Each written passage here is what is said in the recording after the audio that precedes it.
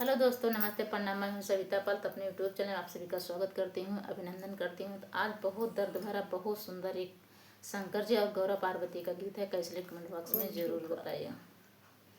शुरू करो।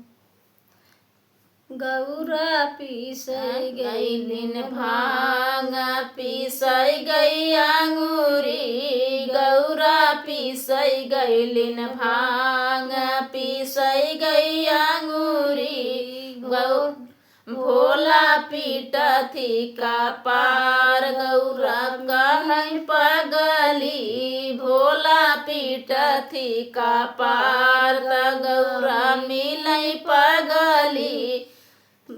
मम्मी घर पापा घर में रहली त मम्मी के दुलारी। पापा घर में रहली त मम्मी के दुलारी। भोला तोहरे घर आइले कहाली पगली। भोला तोहरे घर आइले कहाली पगली। गौरा पीसई गईलिन भांग, पीसई गई अंगूरी। गौरा पीसई गईलिन भांग, पीसई गई अंगूरी। भोला पीटथी का पार, गौरा मिलई पगली। भोला पीटथी का पार, गौरा मिलई पगली। चाचा घर में रहली चाची के दुलारी। चाचा घर में रहली चाची के दुलारी। भोला तोहरे घर आइले कहाली पगली।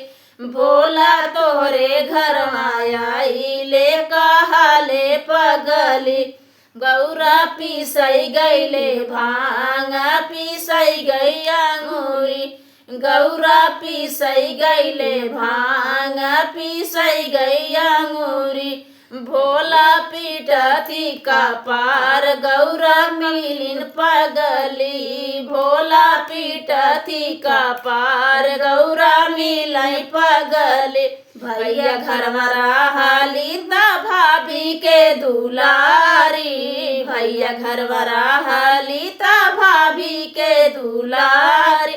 भोला तोहरे घर आइले कहाली पगली। भोला तोहरे घर आइले कहाले पगली। गौरा पीसई गईले भांग, पीसई गई अंगूरी। गौरा पीसई गईले भांग, पीसई गई अंगूरी। भोला पीटथी का पार, मिलई पगली। भोला पीटथी का पार, गौरा मिलई पगली।